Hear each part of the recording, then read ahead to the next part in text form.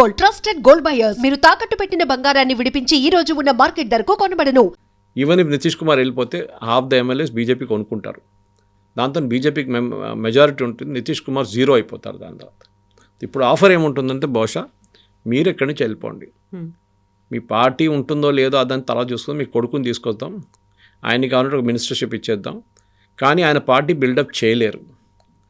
మీ పోయిన తర్వాత కూడా మీ ఏజ్ అయింది, ఇప్పుడు మంచి ఏజ్ ఉన్నారు, మీకు హెల్త్ బాగాలేదు. Even during the election campaign మీకు గుర్తుంటుంది, ఆయన ఒంట్లో బాగాలేకుంటే చాలా మటుకు క్యాంపెయిన్ చేయలేదు నితీష్ కుమార్ గారు. అప్పుడే డౌట్ ఉండే ఆయన ముఖ్యమంత్రి అవుతారు. ఇప్పుడు ఈ పొజిషన్లో ఆయనకి హెల్త్ బాగాలేదు, శరద్ పవార్ లాగానే he is not well. Relaxed అన్నాను నేను, ఐ వాంట్ రిలాక్స్గా ఉంటాను కొన్ని రోజులు, నా ఏజ్ అయిపోయింది, నాకు రిలాక్స్. బీహార్లో బీజేపీ జేడీయూని ఫినిష్ చేసేస్తారు.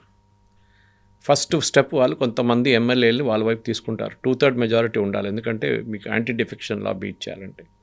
దాంట్లో చాలామంది నిన్ననే గొడవ చేశారు. అక్కడ మీరు చూసుంటారు, మేము సూసైడ్ చేసుకుంటాం, మేము తగలబెట్టుకుంటాం, నితీష్ కుమార్ గారు వెళ్ళకూడదంటే ఆయనే పట్టించుకోలేదు. పక్కన అమిత్ షా గారితో నాకు ఫోటో కూడా ఉండే వాళ్ళ పేపర్లలో ఇట్లా నామినేషన్ ఫైల్ చేస్తుంది రాజ్యసభ. కొంతమంది నా అడిగారు, ఏంటి అమిత్ షా వెళ్ళి కూర్చున్నాడు పక్కన అంటే నేను చెప్పాను, మా ఆయనకు భయం ఉండే ఈయన ఎక్కడైనా పారిపోతాడేమో, దానికోసం పక్కన కూర్చున్నాడు. పక్కన కూర్చొని ఫిల్ చేయించాడు ఫామ్ అది. ఇప్పుడు రాజ్యసభ కంప్లీట్, సీఎం పదవి ఇది కాగానే రిజైన్ చేసేస్తారు. కొత్త ముఖ్యమంత్రి బీజేపీ సెలెక్ట్ చేసుకుంటారు, ఎందుకంటే బీజేపీకి ఎప్పుడు లీడర్షిప్ తక్కువ లేదు, సూపర్ స్టార్స్ లేరు, అదే ప్రాబ్లం. శివరాజ్ సింగ్ చౌహాన్ ఉన్న మధ్యప్రదేశ్లో ఆయనే ఎలక్షన్ కల్పించారు. ఆయన కూడా ఎన్ని సంవత్సరాలు, ఆల్మోస్ట్ 20 years రూల్ చేశారు. కానీ ఆయన ముఖ్యమంత్రి చేయలేదు. ఆయనకి సెంట్రల్ గవర్నమెంట్లో పంపించి యూనియన్ గవర్నమెంట్లో మినిస్టర్ చేశారు. ఇక్కడ కొత్తగా ఆయన తీసుకొచ్చారు. ఛత్తీస్గఢ్లో రమన్ సింగ్ అబ్సల్యూట్ కింగ్ ఉండే ఒక టైంలో, ఆయన కూడా పక్కన పెట్టేసి కొత్త లీడర్షిప్ని తీసుకొచ్చారు. మీరు హర్యానాలో అదే చేశారు. ఓకే, రాజస్థాన్లో స్కిండియా ఫ్యామిలీ వసుంధరా రాజే, ఆమెని ఇవ్వలేదు, ఆమెకు ఛాన్సే ఇవ్వలేదు. అట్లాంటి పరిస్థితుల్లో బీజేపీ ఏం చేస్తున్నారు, నెక్స్ట్ జనరేషన్ లీడర్స్ని తీసుకొస్తున్నారు. నితిన్ నబీన్ ఎవరని కూడా మనకు తెలియదు, ఆయన పేరు చెప్పేదాకా దట్ బీజేపీ పార్టీ ప్రెసిడెంట్ కాబోతున్నారని. So next generation change possible ఇప్పుడు జరుగుతుంది. 2029 ఎలక్షన్కి తయారవుతున్నారు బీజేపీ. ఇప్పుడు వచ్చిన సర్వేల ప్రకారం, ఇప్పుడు వచ్చిన ఒపీనియన్ పోల్స్ చూస్తే state of the nation India today చేసినంత బీజేపీకే ఆన్ దర్ ఓన్ 287 సీట్లు వస్తుంది అంటున్నారు. కానీ వాళ్ళు 300కైనా ట్రై చేస్తారు 100%. దాంట్లో చాలా క్రూషియల్ స్టేట్ బీహార్. యూపీ ఇప్పుడు ఎలక్షన్ రాబోతుంది 2027, దాంట్లో చాలా క్లియర్గా తెలిసిపోతుంది. అండ్ దాంట్లో కూడా బీహార్లో బీజేపీ స్వీప్ చేస్తారు. దాంట్లో లాస్ట్ టైం యూపీ పెద్ద ప్రాబ్లం ఉండే, అపార్ట్ ఫ్రమ్ మహారాష్ట్రలో సీట్లకు చాలా ఓడిపోయారు. ఈసారి జరగదు, బికాస్ ఎన్సీపీ ఇటువైపు వచ్చేసారు. శరద్ పవార్ ఎన్సీపీ చాలా వీక్ అయిపోయింది. అజిత్ పవార్ గారు లేరు కరెక్ట్, కానీ సింపతి ఉంటుంది ఆయన కోసం. సో బీజేపీ మహారాష్ట్రలో వాళ్ళు అట్లీస్ట్ లాస్ట్ టైం కన్నా ఒక 8 సీట్లు 9 సీట్లు ఎక్కువ తీసుకొస్తే కూడా కంఫర్టబుల్గా అయిపోతారు. బీహార్లో 80% సీట్లైనా గెలవాలి if going by the assembly poll results. యూపీలో అదే జరిగితే then BJP is through with 280, 290 దాకా వెళ్ళిపోవచ్చు వాళ్ళు ఆన్ దెర్ ఓన్. ఎన్డీఏతో ఎట్లయినా 300 క్రాస్ చేస్తుంది. నేను అనుకుంటా బహుశా మీ అడిగిన ప్రశ్నకి ఇదే. Apart from that A reason కనిపించట్లేదు ఇప్పుడు సడన్గా నితీష్ కుమార్ని తీయాల్సింది. ఒకటే ఏంటంటే అక్కడ గవర్నర్లు కూడా కొంతమంది షఫుల్ చేసిన అనుకుని ఈయన గవర్నర్ చేస్తారేమో అనుకున్నాను. నిన్న చూస్తే రాజ్యసభ నామినేషన్ ఫైల్ చేసిండ. సో గవర్నర్గా వెళ్ళారు ఆయన, విల్ బీ రాజ్యసభ మెంబర్. బహుశా అక్కడే రిటైర్ అయిపోతారు ఆయన. దీనికన్నా ముందు అగ్రికల్చర్ మినిస్టర్, రైల్వే మినిస్టర్ ఉన్నారు కదా. అవును, మోదీ 3rd టైం పీఎం అవ్వడానికి వాళ్ళకి కావాల్సినటువంటి మెజారిటీ లేకపోతే ఆ గవర్నమెంట్ నిలబడడానికే కీలకమైనటువంటి పర్సన్ నితీష్ కుమార్. వాళ్ళ ఎంపీలతో సపోర్ట్తోనే ఇప్పుడు ఆ గవర్నమెంట్ నడుస్తోంది అనేది ఒక అనివార్యమైనటువంటి పరిస్థితి అక్కడ ఉంది అనుకున్నప్పుడు ఈయన సపోర్ట్ చాలా అవసరం. బట్ అలాంటి పర్సన్నే రాష్ట్రంలోంచి తప్పించి తీసుకెళ్ళి అక్కడ పెట్టుకోవాలి అంటే ఇప్పుడు మీరు చూడండి, ఈ ఉన్న బీహార్లో ఉన్న జేడీయూ ఎంపీస్ అంతా బీజేపీకి వచ్చేస్తారు. Don't be surprise. ఇప్పుడు ఇమ్మీడియట్గా జరగకపోవచ్చు, 4 నుంచి 6 నెలల లోపల వచ్చేస్తారు. దీనికి ఒక స్ట్రాటజీ ఉంది ఒకటి. నితీష్ కుమార్ చాలా క్లియర్గా తెలుసు, ఆయన ఆయన సపోర్ట్ విత్డ్రా చేస్తే కూడా మోదీ గవర్నమెంట్ పడదు. బికాస్ చంద్రబాబు నాయుడు ఉన్నారు అటువైపు. చంద్రబాబు నాయుడు టీడీపీ సపోర్ట్తో డెఫినెట్గా they will win. Chandrababu Naidu వెళ్ళిపోతాడని చాలా రోజులు చాలామంది అడుగుతుండే కూడా. రేపు సడన్గా సపోర్ట్ విత్డ్రా చేస్తారు. ఆయన కూడా దీనికన్నా ముందు 2-3 సార్లు చేసిండు కదా మోదీ గారితో. అట్లనే లాస్ట్ మినిట్లో ఏదైనా చేస్తారంటే చేయరు. దానికి కారణం ఒకటి ఉంది, పవన్ కళ్యాణ్ ఇస్ ఒక ఫ్యాక్టర్. మోదీ ఫ్యాక్టర్ ఏంటంటే మోదీ కన్నా అగ్రెసివ్ హిందుత్వం పవన్ కళ్యాణ్ దగ్గర ఉంది. As long as Pawan Kalyan అక్కడ ఉన్నదాకా Chandrababu Naidu will not move. ఆయన ఎన్డీఏ నుంచి బయటికి రారు. ఇప్పుడు రావడానికి ప్రసక్తి లేదు, ఎందుకంటే కాంగ్రెస్ అంత వీక్ అయిపోయింది అక్కడ. ఆంధ్రాలో అయితే కాంగ్రెస్ లేదనుకోండి అసలు. ఇటువైపు తెలంగాణలో ఒకటే ఉంది, కర్ణాటకలో ఉంది. ఈ పరిస్థితుల్లో నితీష్ కుమార్ చాలా క్లియర్గా తెలుసు, మా పార్టీ నుంచి నేను బ్లాక్మెయిల్ కూడా చేయలేను, ఏమనంటే బీజేపీ ఎంపీలన్నీ ఎత్తుకపోతారు. అది ఇప్పుడే జరగబోతుంది. అది formally I won't be surprise, సంవత్సరం తర్వాతనో 2 సంవత్సరాల్లో జేడీయూ అనే పార్టీ చాలా చిన్న పార్టీగా అయిపోతుంది అక్కడ బీహార్లో. And it will be a direct contest, RJD versus BJP. Congress కూడా ఉండరు. కాంగ్రెస్ కూడా అక్కడ అసలు ఓవైసీ వచ్చిన తర్వాత ముస్లిం ఓట్లన్నీ ఓవైసీ తీసుకెళ్ళిపోయారు బీహార్లో. కాంగ్రెస్కి అసలు అక్కడ ఛాన్సే లేదు నెక్స్ట్ టైం. సో బహుశా ఇదే రీజన్ ఉండొచ్చు, నాకు ఇంకే రీజన్ కనిపించట్లేదు. ఎందుకంటే ఇంత మేజర్ ఒక మార్పు, ఎలక్షన్ లేదు ఏం లేదు అక్కడ ఇప్పుడు, ఎందుకు జరిగింది అనేది. ఇది 2029 ఎలక్షన్ ముందు జరుగుతుండే I would have been not surprised. Okay, ఎలక్షన్తో సంబంధం ఉంది, ఎలక్షన్ ఇంకా ఉన్నాయి కదా, టైం ఉంది కదా. వీఆర్ ఓన్లీ ఇన్ 26, ఇంకా 3 సంవత్సరాలు ఉన్నాయి మోదీ గారికి నెక్స్ట్ టర్మ్కి. ఇప్పుడు ఎందుకు చేశారంటే నాకు అనిపిస్తుంది ఇదొకటే, ఒక క్వశ్చన్ వాళ్ళకి వచ్చేస్తుంది బీజేపీకి, దట్ మా దగ్గర కంఫర్టబుల్లీ మా ఆన్ అవర్ ఓన్ మాకు ఎంపీస్ ఉన్నారు, ఇప్పుడు అలయన్స్ అక్కర్లేదు మాకు. ఆఫ్ కోర్స్ నాయుడు ఉంటారు, చంద్రబాబు నాయుడు గారు ఉంటారు, కానీ టెన్షన్ ఉండదు అంతా బీజేపీ. అది నాకు అదొకటే రీజన్ కనిపిస్తుంది ఇప్పుడు. స్టేట్లో, కౌన్సిల్లో, అసెంబ్లీలో 2 చోట్ల ఆయన రిప్రజెంట్ చేశారు. ఆ తర్వాత పార్లమెంట్ అంటే లోక్సభలో రిప్రజెంట్ చేశారు. ఒక చెయ్యంది ఓన్లీ రాజ్యసభ కాబట్టి అక్కడ కూడా చేసేస్తే 4 హౌసెస్ని నితీష్ కుమార్ రిప్రజెంట్ చేసినట్టుగా అవుతుంది. కాబట్టి ఆయన రాజ్యసభకు వెళ్తున్నారు అనే మాట ఆయన చెప్పుకున్నప్పటికీ, లెటర్లో అది రాసుకుంటున్నప్పటికీ కూడా అది క్లియర్గా జస్టిఫై చేసుకున్నట్టుగా అనిపించట్లేదు. ఏదో జరిగింది అనేది తప్ప ఇంత సడన్గా వెళ్ళిపోతాడు ఎందుకు? అందులో బీజేపీ ఇంత పెద్ద మైండ్ గేమ్ ప్లే చేసింది. ఆ మొత్తం రాష్ట్రాన్ని, తను అంత 20 years సర్వ్ చేసినటువంటి రాష్ట్రాన్ని వదిలేసి వెళ్ళిపోయి అక్కడ ఉంటారు. అది కూడా తనకు హెల్త్ సపోర్ట్ చేయట్లేదు కాబట్టి ఏదో చిన్న పొజిషన్లో కేంద్ర మంత్రి పదవి ఇవ్వచ్చేమో, అంత ప్రామినెంట్గా ఉన్నటువంటి పొజిషన్ ఇవ్వకపోవచ్చు అనేది. కాంప్రమైజ్ ఎందుకు అవుతున్నారు? ఐ థింక్ నాకు డౌట్ ఏమొస్తుందంటే, I think something is wrong with his health issue ఉండొచ్చు. అది అమిత్ షాకి తెలుసు, మోదీ గారికి తెలుసు, బహుశా ఆయన కూడా తెలిసి ఉంటుంది. తో ఈ స్ట్రెస్ ఆయన తీసుకోలేకపోతారు అని ఒక డౌట్ వచ్చి ఉంటుంది హెల్త్లో. డాక్టర్లు చెప్పుంటారు. ది ఎలక్షన్ క్యాంపెయిన్ టైంలో కూడా చెప్పాను చూడండి, ఆ టైంలో కూడా ఆయనకు చాలా క్లియర్గా హెల్త్ ఇష్యూస్ ఉండే. ఫస్ట్ 8 మీటింగ్స్కి రాలేదు ఆయన, పబ్లిక్ మీటింగ్స్కి.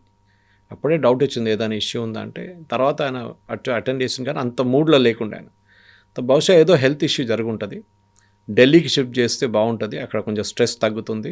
అది కాకుండా అక్కడ హెల్త్ కావాలంటే బెస్ట్ ఫెసిలిటీస్ ఢిల్లీలో ఉంది. All institute of medical science ఉంది, అపోలో లాంటి పెద్ద పెద్ద హాస్పిటల్స్ ఉంది అక్కడ, మెదాంతా లాంటి, మీరు చూసుకుంటారని. సో బహుశా నా రీడింగ్ ఇది ఒక్కటే ఉంది, that something is wrong with his health, which మీకు నాకు తెలియదు.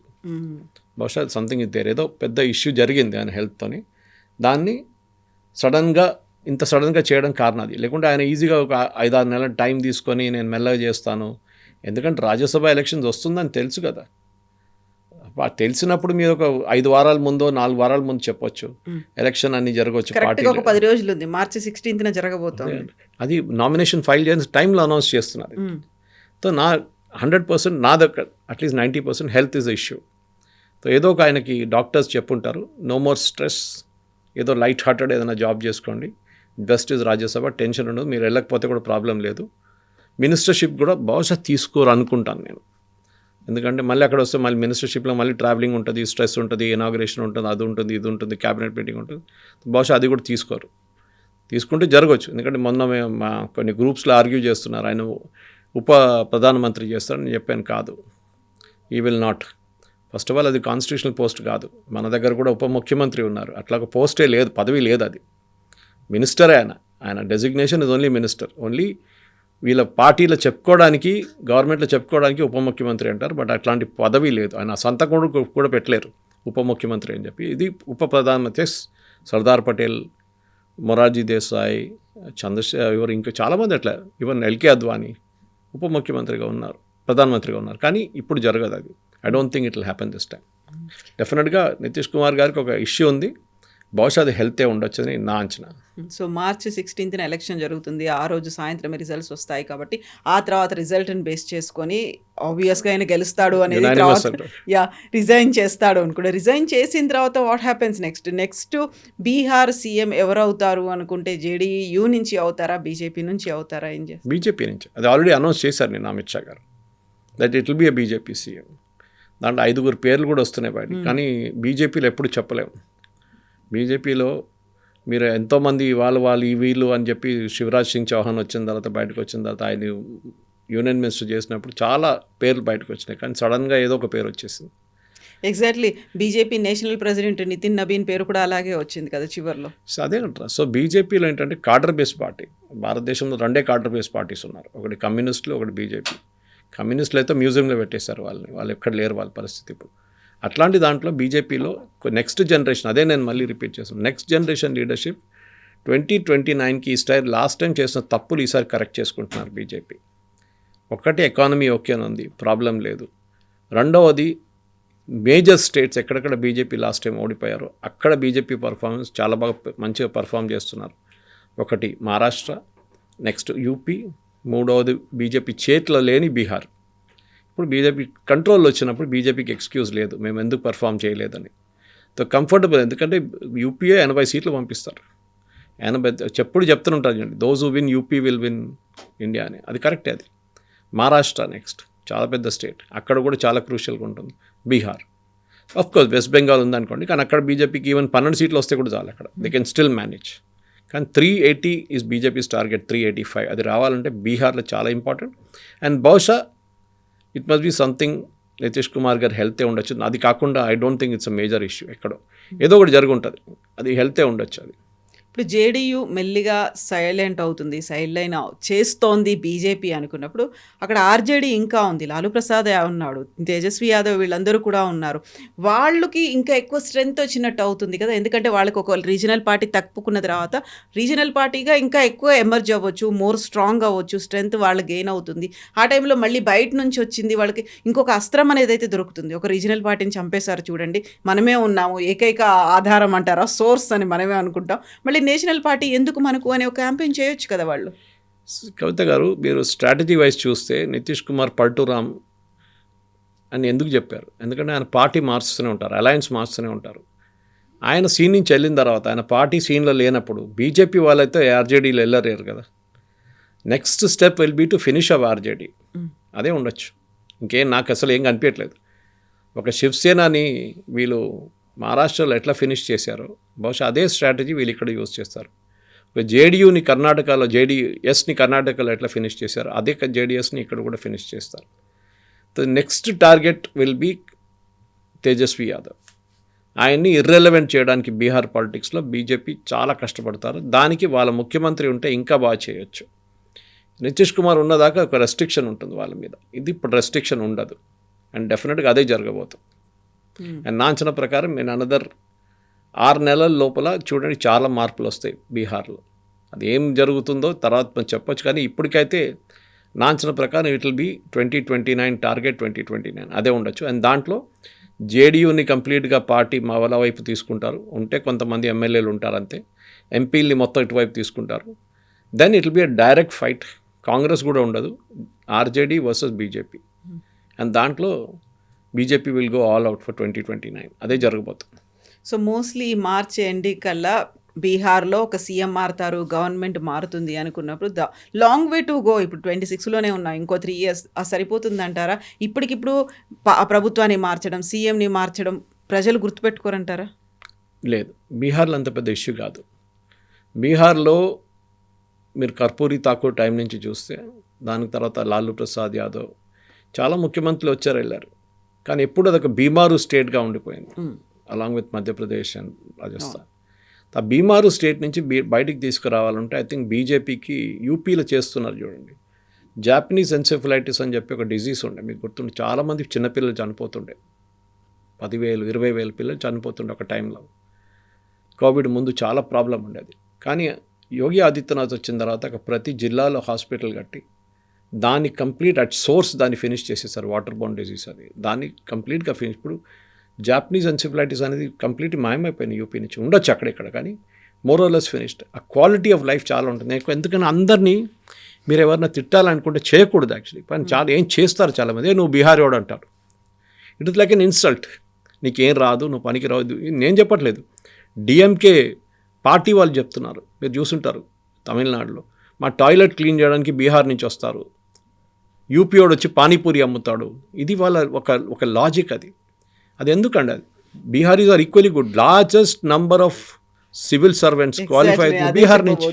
చాలా వరకు మన తెలుగు స్టేట్స్లో అందరూ వచ్చిన వాళ్ళంతా బీహార్ నుంచి వచ్చినటువంటి సివిల్ సర్వెంట్సే ఉన్నారు అనేది కరెక్ట్. సో ఎందుకు అది అంటే వాళ్ళు ఒక లెవెల్లో పర్ఫామ్ చేయగలుగుతున్నారు. మళ్ళీ కానీ వాళ్ళది హెల్త్ కేర్ కానీ వాళ్ళ బేసిక్ ఎడ్యుకేషన్ కానీ చాలా దారుణం ఉంది ఇప్పుడు కూడా. మనం ఆల్రెడీ వీఆర్ ద కొన్ని స్టేట్స్ ఎక్కడికో వెళ్ళిపోయినాయి ముందుకు. బీహార్ ఇప్పుడు కూడా వెనకబడి ఉన్నాయి. దాన్ని కరెక్ట్ చేసుకోవడానికి బీజేపీకి ఒక ఎక్స్క్యూజ్ ఇక్కడ లేదు. ఇక వాళ్ళ ముఖ్యమంత్రి చైర్లో కూర్చున్నప్పుడు వాళ్ళు చెప్పాల్సిందే. ఢిల్లీలో చూడండి, రేఖా గుప్తా వచ్చిన తర్వాత వాళ్ళు కరెక్షన్ చేస్తున్నారు. వాళ్ళ హాస్పిటల్స్ ఉండొచ్చు, ప్రైమరీ హెల్త్ సెంటర్స్ ఉండొచ్చు, గంగా క్లీనింగ్ ఉండొచ్చు, వాటర్ సప్లై ఉండొచ్చు. ఎక్స్క్యూజ్ లేదు. Once your sitting on the chair, sorry ఇప్పుడు బీజేపీ చెప్పలేరు కేజ్రీవాల్ చేయలేదు, వాళ్ళు చేయలేదు. మీరు చేయాల్సిందే కథ. బీహార్లో కూడా అదే జరుగుతుంది. బీహార్లో నితీష్ కుమార్ చేశాడు, మేమేం చేయాలి, ఆయన ముఖ్యమంత్రి. సారీ ఇప్పుడు అది లేదు ఎక్స్క్యూజ్. మీ ముఖ్యమంత్రి మీ చైర్లో కూర్చున్నారు, ఇప్పుడు మీరు ఇంప్రూవ్ చేయండి. సో బహుశా వాటిని ఏం చూస్తా అంటే చాలా మటుకు ఇన్ఫ్రాస్ట్రక్చర్ స్పెండింగ్ బీహార్లో విపరీతమైన పెరుగుతుంది దాంతో. And I won't be surprised along with next national elections Kavitha garu, బీహార్లో అసెంబ్లీ ఎలక్షన్ జరగవచ్చు, దానికన్నా ముందు కూడా జరగవచ్చు. ఇదే టెంపోలో తీసుకెళ్తే బీజేపీకి జేడీయూ లేకుండానే వాళ్ళు ఆన్ దర్ ఓన్ ఎక్కువ సీట్లు పోటీ చేసి వాళ్ళు సింపుల్ మెజారిటీ తెచ్చుకుంటారు. దాని తర్వాత వాళ్ళకి జేడీయూ కూడా అక్కర్లేదు. నితీష్ కుమార్ని అందరు మర్చిపోతారు. ఎట్లా నవీన్ పట్నాయక్ని మర్చిపోయారు అప్పుడు, అట్లనే నితీష్ కుమార్ గారిని కూడా మర్చిపోతారు. దెన్ వాట్ అబౌట్ కాంగ్రెస్కి బీహార్లో మీకు తెలిసిందే వాళ్ళ పరిస్థితి. వాళ్ళు they are very weak in Bihar, extremely weak. యూపీలో కూడా నాకు డౌట్ ఉంది, ఎందుకంటే అఖిలేష్ యాదవ్ అటు లేని ఇటు లేని మాట్లాడుతున్నారు. ఇప్పుడు ప్రతి ఇష్యూ మీద మొన్న అది ఏఐ ఇంపాక్ట్ సమ్మిట్లో ప్రొటెస్ట్ చేసినప్పుడు, టీషర్ట్లని ఇప్పేసి బనియన్లో ప్రొటెస్ట్ చేసినప్పుడు దాన్ని ఫస్ట్ ఖండించింది అఖిలేష్ యాదవ్. ఎందుకు? అక్కడే ఒక సైన్ వచ్చేస్తుంది, అఖిలేష్ కూడా తెలిసిపోతుంది. మీరు ఒక 12-16% ఓట్లు తీసుకురాకపోతే యు ఆర్ ఎ లయబిలిటీ. మీరు 3-4-5% ఓట్లు తీసుకొని ఏం చేసుకుంటారు? మీ prime thing Muslim vote bank, అది ఎక్కడ చూసినా ఓవైసీ వచ్చి తీసుకెళ్ళిపోతున్నాడు. మీ ఓవైసీని బీ టీం అంటారు బీజేపీది. ఇప్పుడు రాజ్యసభ ఎలక్షన్ కోసం మీరు ఓవైసీని వాడుకున్నారు తెలంగాణలో. అప్పుడు ఎవరు బీ టీం అండి? Owaisi is playing politics. ఆయన పాలిటిక్స్ ఆయన ఆడుతున్నాడు. ఎక్కడ కావాలంటే నవీన్ కుమార్ యాదవ్ని జూబ్లీ హిల్స్లో సపోర్ట్ చేశారు, నేను కాంగ్రెస్ని సపోర్ట్ చేయలేదు అంటున్నారు. సో అదే పార్టీ. సో జేడీయూ పాసిబుల్ అదే చెప్తాను, జేడీఎస్ స్టేట్కి వచ్చేస్తారు. కర్ణాటకలో జేడీఎస్ ఏ పరిస్థితిలో ఉన్నారు ఇప్పుడు, అదే పరిస్థితి history is repeating it self again. అదే జరుగుతుంది.